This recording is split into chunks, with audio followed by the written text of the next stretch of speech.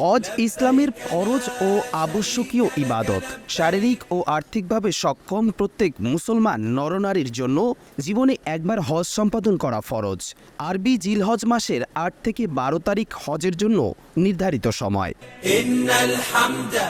হজ পালনের জন্য বর্তমান সৌদি আরবের মক্কা নগরী, মিনা, আরাফাত, মুজদালিফা প্রভৃতি স্থানে গমন ও অবস্থান আবশ্যক। শারীরিক ও আর্থিকভাবে হজ পালনে সক্ষম হয়ে ওঠার অবস্থাকে ইস্তিতা বলা হয়। যে মুসলমান এই শর্ত পূরণ করে তাকে মুস্তি বলা হয়। উমরা আরবি শব্দ, এর আবিধানিক অর্থ হলো জিয়ারত, সফর ও ইচ্ছা। শরীয়তের পরিভাষায় উমরা বলা হয় নিয়ত করে ইহরাম সহ কাবা শরীফের চারপাশ ৭ বার তাওয়াফ, সাফা মারওয়া পাহাড়দ্বয়ের মাঝে ৭ বার সাই করা ও মাথা মুন্ডানোকে উমরা বলে। উমরা পালনের বিশেষ কোনো সময় নেই, তবে হজের নির্ধারিত বিশেষ সময়ে ৮ জিলহজ থেকে ১২ জিলহজ পর্যন্ত ৫ দিন উমরা পালন করা বিধেয় নয়। এই ৫ দিন ছাড়া বছরের যে কোনো সময় উমরা পালন করা যায়। হজের সফরেও উমরা করা যায়। একই সফরে একাধিক উমরা করতে কোনো বাধা নেই। লব্বাইক আল্লাহুম্মা লব্বাইক। হজ এবং উমরার মধ্যে বেশ কিছু পার্থক্য রয়েছে। আজকের প্রতিবেদনে আমরা জানব হজ এবং উমরার মধ্যে কি কি পার্থক্য রয়েছে। হজ মুসলমানদের জন্য একটি ফরজ ইবাদত, অন্যদিকে উমরা আরবি শব্দ, এর আবিধানিক অর্থ জিয়ারত বা সফর ও ইচ্ছা। উমরা কিন্তু ফরজ নয়।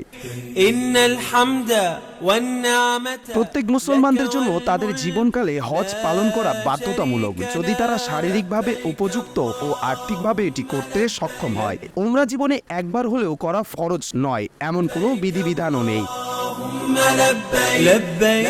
হজ একটি নির্দিষ্ট সময়ে করতে হয়, অন্যদিকে উমরা বছরের যে কোনো সময়ই করা যায়।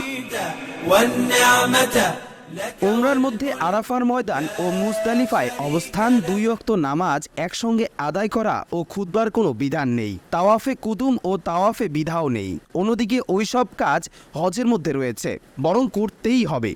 উমরার মধ্যে তাওয়াফ আরম্ভ করার সময় তালবিয়া পড়া মওকুফ করা হয়। অন্যদিকে হজের মধ্যে জামরাতুল আকাবাতে কঙ্কর নিক্ষেপ করার সময় মওকুফ করা হয়।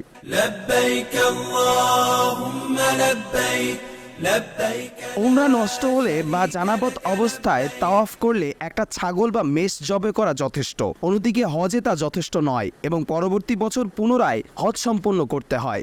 সমাজে একটি ভুল কথা প্রচলিত রয়েছে, ৩ বার উমরা করলে আর হজ করতে হয় না। এটি একটি কঠিন মিথ্যা কথা।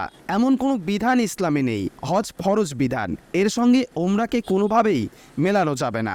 যার আর্থিক সামর্থ্য থাকে এবং শারীরিক সুস্থতা থাকে তাকে অবশ্যই হজ আদায় করতে হবে। হজ ফরজ বিধান, একটি কবুল হজের প্রতিদান নিশ্চিত জান্নাত। লব্বাইক আল্লাহুম্মা লব্বাইক।